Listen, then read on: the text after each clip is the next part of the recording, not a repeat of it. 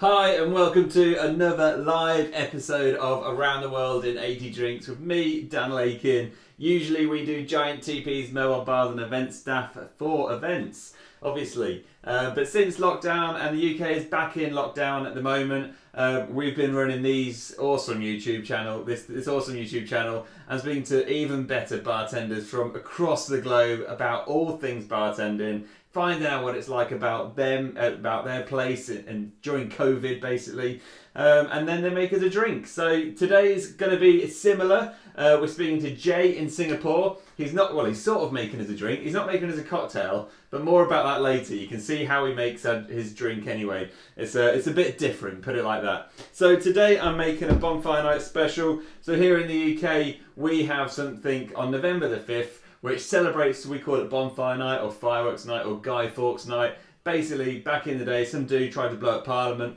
and we celebrate that for some reason. Anyway, that's what it is. So anyway, I'm making a drink as a bit of a nod to that.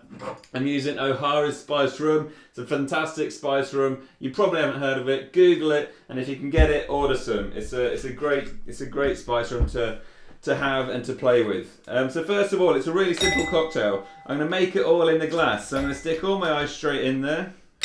So yeah, if you haven't got O'Hara's and you'd still want to make it, any spice rum is fine. Again, if you don't have spice rum, it's about using the ingredients that you have got. So try and use a rum at least. A dark rum or a golden rum or any sort of rum will be fine, but it is nice having the spice rum in this drink in particular, especially as it's a bit of a nod to bonfire night.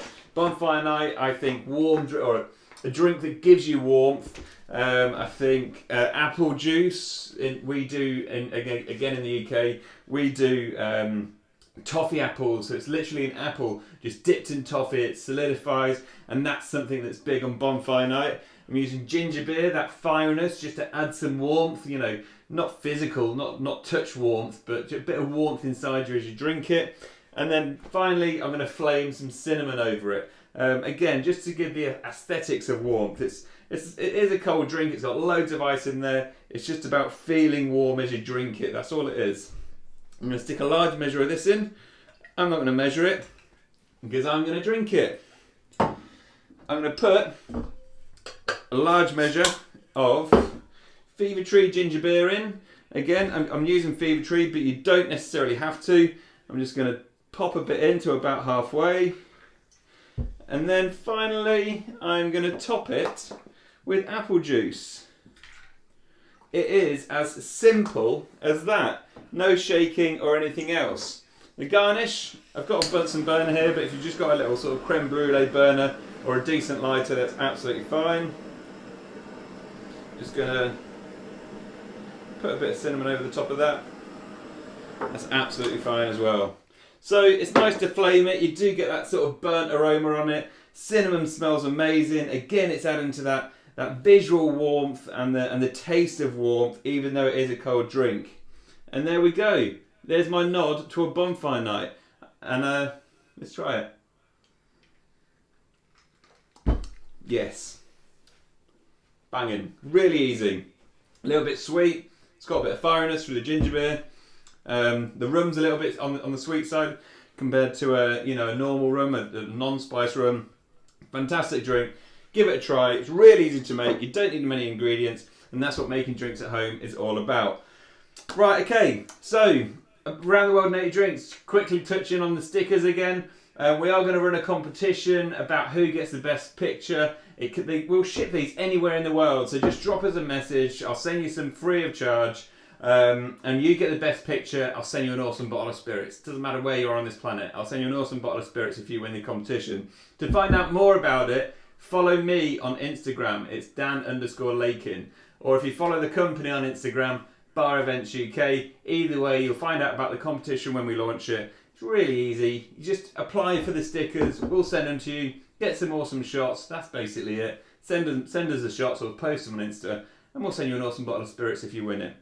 Simple as that. Right, okay, so next up, I'm gonna introduce Jay. He's in Singapore. He was going to open a bar, or he is opening a bar, but during lockdown, that stopped everything.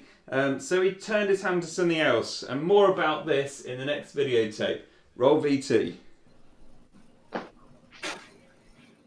Jay, thank you so much for joining us on Around the World in 80 Drinks, all the way over in Singapore. How are you doing? Good, thank you. How are you? Yeah, good, good.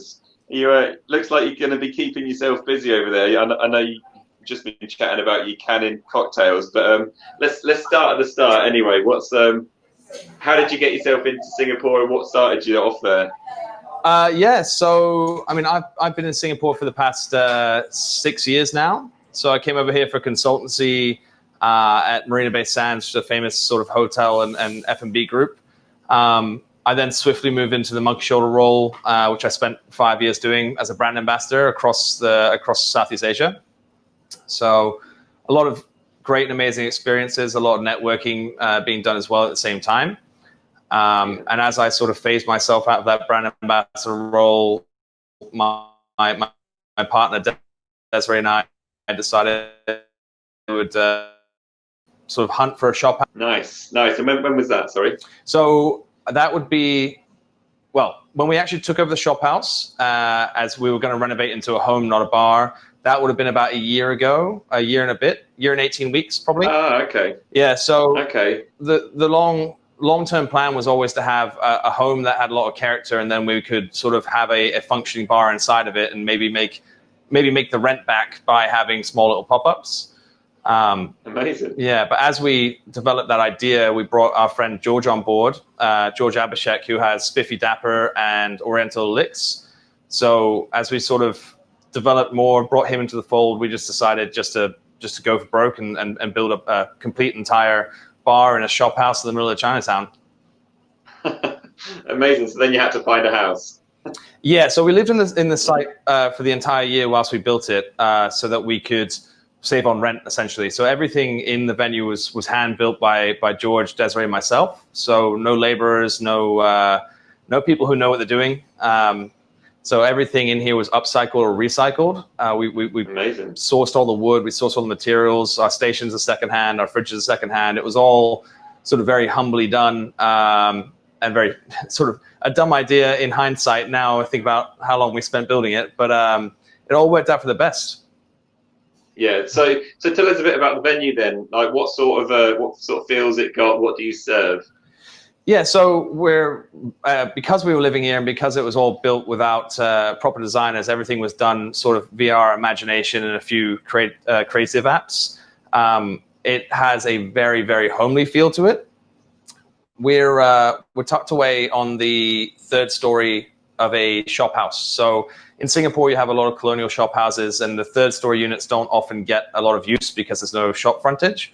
They also come at a much more discounted price compared to a ground floor unit. So we've got that kind of tucked away, hidey hole kind of feel, the homely feel, but we're not trying to be a speakeasy.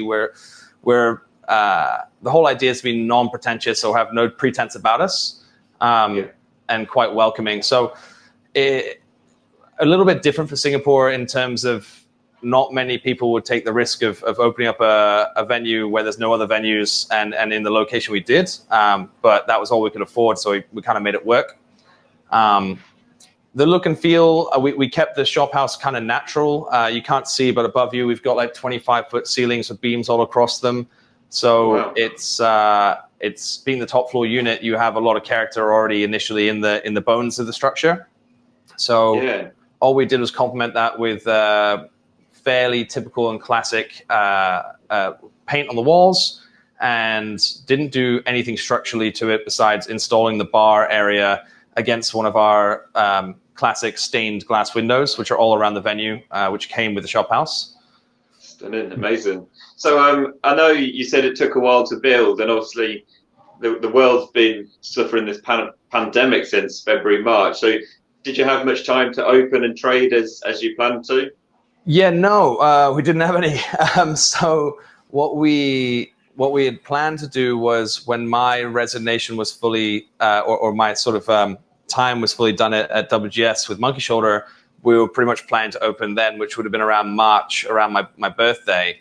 But as we all know, March is pretty much when everywhere went to lockdown, including Singapore. So we missed the boat on opening before the pandemic, which I think is actually, in hindsight, a very good thing. We we kind of, from my point of view, that was actually a blessing. It gave us a little bit more time to structure our offering. We were always going to do 6 cocktails on rotation, so 6 brand new drinks every week. But I don't think I had completely gone through the processes of setting that up, and we hadn't set up our suppliers. It was very much going to be flying by the seat of our pants if we didn't have that 2-month sort of break in between finishing the build and opening.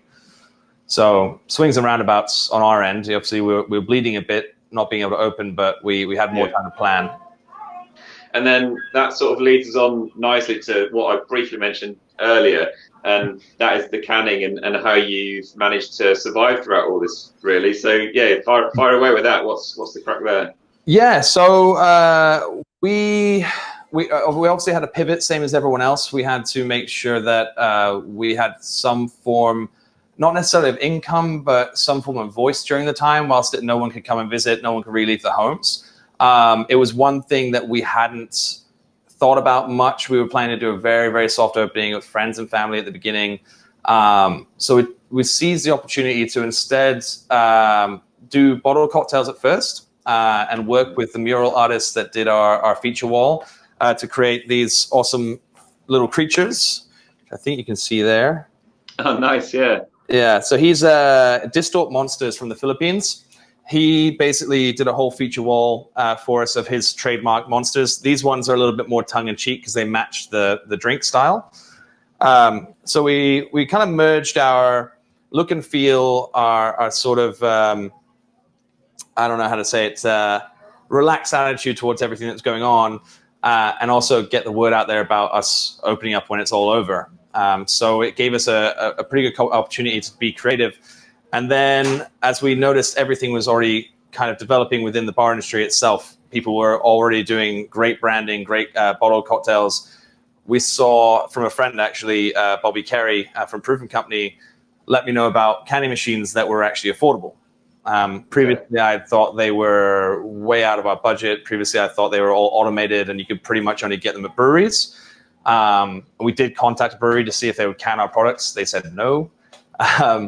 So I bought this, which was the cannular. So a very small manual canning machine, super simple to fix if it breaks, super simple to replace parts that you can get from Australia. And it changed the game for us. Like, we had steady marketing, we had steady sales happening with the bottles. But as soon as we switched to cans, I think much like Koa in Hong Kong, everyone saw it and was like, I want one. I want to know what a cocktail in a can tastes like. Yeah, amazing. That changed the game for us. Well, I think that's a perfect time to hand over to you. Usually we get bartenders on to make drinks, but I mean, what better thing to do than show us how you've got through COVID? So over to you. Beautiful. So you can actually pick one of these up online if you want one for home, if you have a bench space like this. I think it was around, for Singapore, to get delivered, it was around $700, $800, not too steep. It's sourcing the cans, which will always be the problem. And you have to think about what you're putting inside it and keeping it shelf stable. So inside our drink, we have ancho tequila, so chili infused tequila with triple sec, honey, pink grapefruit, citrus. So we actually used a citric acid and sorbic acid mix, and cherry bitters. So we're looking at like a fruity, spicy Paloma style here. We make the batch as you would without the fresh citrus, but using the citrus mix. Whack it in our keg about 3/4 of the way full, and then we essentially pressurize it with CO2. When we've done that, we release it to release the oxygen, and then pressurize it again and shake it for about 10 minutes. That should help to infuse the CO2 into the drink. You then leave it overnight for, 12 hours to 24 hours. You can recarbonate it again if you want to get maximum pressure, maximum bars in there of CO2. And I have this nice little tap on here. You can either buy a tap, which I don't know if you can see, to fit onto the keg, or you can, there we go, it's focused. You can buy a tap that fits straight onto the keg, or you can buy a kegerator, which is basically a refrigerator with a beer tap coming out of it. So we are pressurized, and we do have CO2 in there, but just to help us along in terms of getting the liquid out, we'll use our CO2 plug. She'll just throw in there. Make sure it's on. All right, we have gas. Clean can, make sure it's sterilized if you have a sterilizer machine, or if you have children, a bottle sterilizer works quite well, steam clean, or just generally make sure there's nothing in there. So we're going to tap it. It's coming out a little bit fast. So I'm going to reduce the pressure.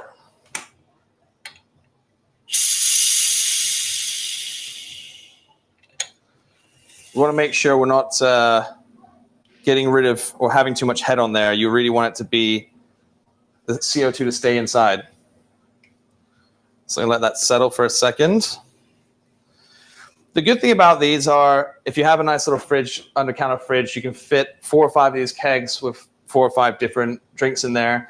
As long as you're not using anything like egg white inside of them, as long as you're not using too many fresh citrus ingredients, it won't go too bitter. The CO2 obviously is going to help make it last longer, and the alcohol is going to also make it last longer too. So we recommend you consume immediately so you can buy more. But essentially, we could probably have this in here for a month and it wouldn't go off. Probably longer, but I haven't tested that yet. So a can is 330 ml. You can get taller cans. I am yet to find the smaller cans. I was trying to find the 200 ml cans for actually strong and stirred down cocktails or nitro cocktails. But 330 ml is great. These are actually low to mid ABV, so you're looking around 8%. So it's not super strong. Also makes it more cost effective for us to can such a large volume with no ice. Lid goes on. Make sure you're pressing down, nothing leaking out. Lid's on, and then we're onto our cannula. Put this out of the way. Gonna lightly push it in there, make sure it's not crushing the can. It's gonna get loud for a second here.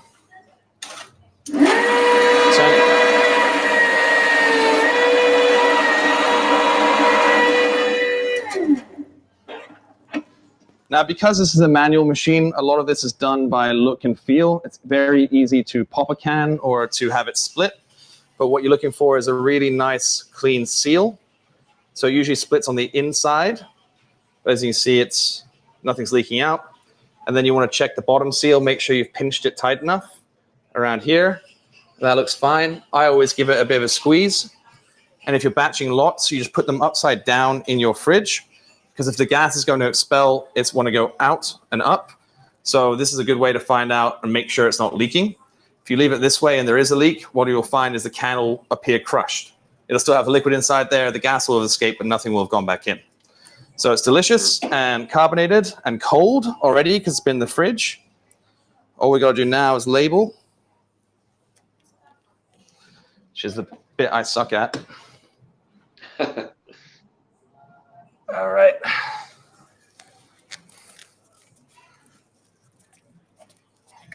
Label goes on. We've got our, let's see if I can get focus. Oops, doesn't want to. Label's on. Got a QR code on the back for reordering. And then the ingredients, the Instagram, and a tasting note, which is tastes like you shouldn't touch your eyes in a good way because of the anchovies.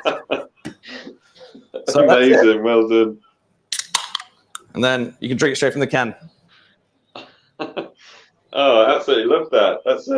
It's such a good idea. So how are you selling those? Is it all online and is it all locally, or are you shipping them? So not shipping them as yet. I don't know quite how that works with FDA and everything else like that. We've got a 3A license to distribute, which is local distribution within Singapore. Much like takeaway food, we're doing takeaway drinks. So selling them in venue. Now, because we have to close at 10:30 and last orders must be called at 10 to avoid obviously breaking the law, we call last orders for the shop at the same time because legally you can't sell alcohol with a 3A license past 10 a.m. anyways. So 9:45 we'll call last orders for the shop, and we sell them by the 6-pack or the 4-pack. So if you're buying an individual 330 ml cocktail, it's $16. If you buy a 6-pack, it comes down to $12.50, so $75 for the 6-pack, which we then package up for you, much like duty free, seal the bag, staple the receipt, so they can collect it whenever they want. So they don't have to take it with them straight away. So that's all in store right now. Okay, cool. So, and that actually leads us quite nicely onto the whole COVID thing and how it's affected Singapore. So, you guys are on lockdown since mid-March. When did it start to open up for the hospitality industry? It was about 2 months from my recollection. That whole phase is a bit of a blur because there was a lot going on to get the shop up and ready, or the bar up and ready, and also to keep canning and keep selling. So from my recollection, it was 2 months we were all down, and now it's only certain licenses that can open up. So basically all your midnight licenses, all your restaurant licenses, which we are under, can open, but no strictly alcohol licenses, which is a bit of a bummer. Yeah, so I mean, a lot of the world seems to be going like that, saying that you have to be serving food. You can't just serve alcohol. Even the UK is starting to turn that way as well. But it's quite fascinating what you were telling me when we chatted before about the late licenses and what the government's trying to do there. So yeah, tell us a bit about that. Yeah, so obviously I'm not heavily involved inside the government, but the general consensus is that they're trying to sweat out a lot of the late night KTVs, which are essentially your, let's say, legal prostitution style places. They all have like 6 a.m. or 24-hour licenses, which are all historical because they come with the venue. So if I was to buy a venue that had that license, some of them can be transferred into your name. Sometimes you have to keep the original owner on the lease and pay them a small token fee to get that license. A lot of places, what the government's been trying to do more and more is get rid of these late night licenses, which is not very fair to clean operators who just want to operate their business until 3 a.m., 4 a.m.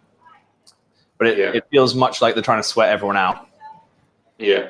That's the fascinating thing about that is the whole that you cannot get the license anymore. You inherit it with a building, which is really unique. I've never heard of that before.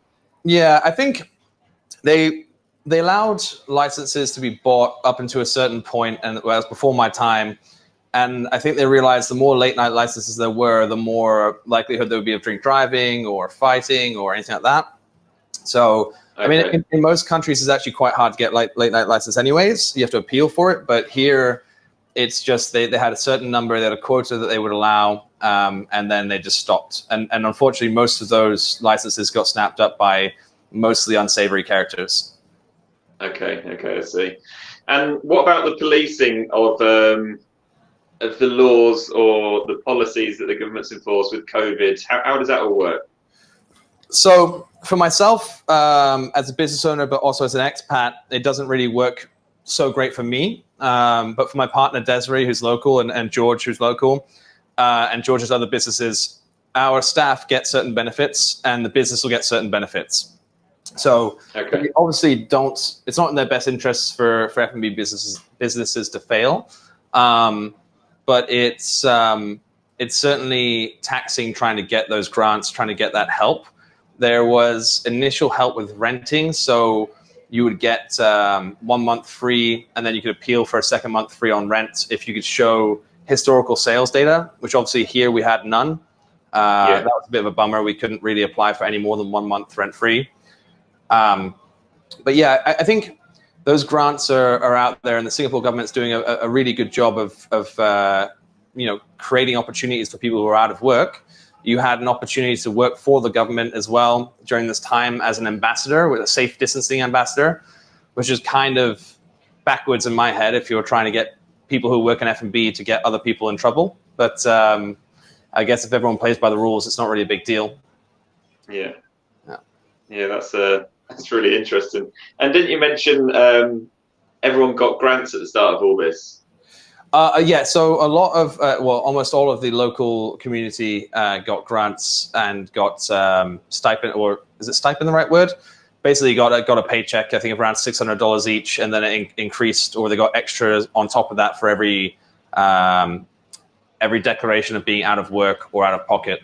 So essentially anyone who was laid off or unable to work or unable to make an income because of this, and others who were in need of financial support got it, which is very good from the government to do, and I'm presuming very costly for them as well.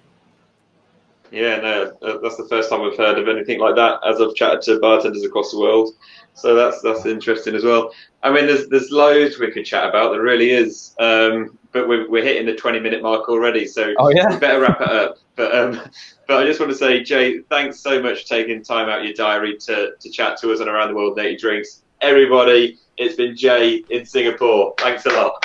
See you later, guys. Jay, Sago House. I don't even know if I mentioned the name of the bar. Sago House.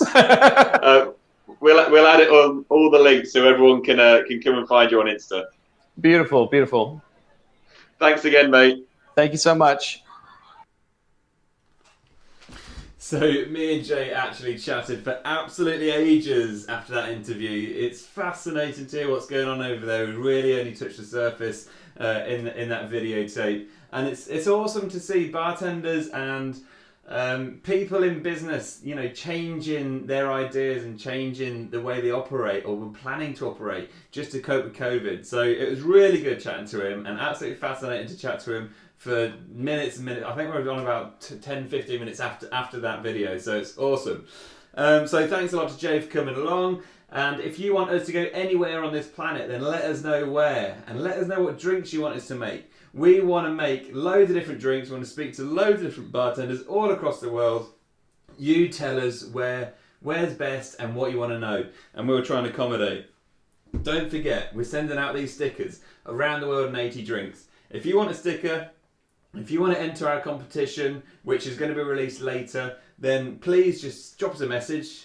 Let us know your address. We'll send it to you completely free of charge anywhere on this planet. And basically the competition is if you take an awesome picture of the sticker and an awesome location, tag us on Insta, then we'll send you a free bottle of spirits for the competition winner.